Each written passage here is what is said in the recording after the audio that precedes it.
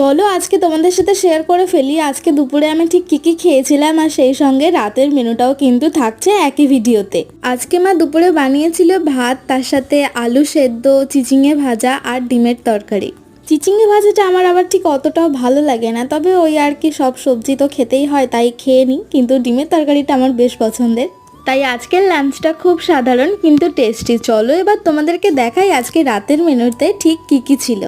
এখন তো রুটি খেতে ভালো লাগছে না রাতে, সেই জন্য ভাতটাই খাচ্ছি। আর আজকে রাতে মা বানিয়েছিল গরম গরম ভাত, তার সাথে মাছের মাথা দিয়ে বাঁধাকপি আর পটল আলু দিয়ে মাছের ঝোল।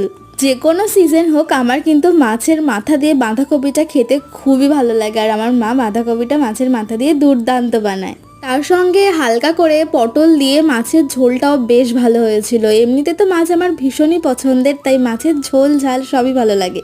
আচ্ছা, আজকের এই ভিডিওতে তোমরা বলে যাও তো তোমাদের পছন্দের মাছ কোনটা।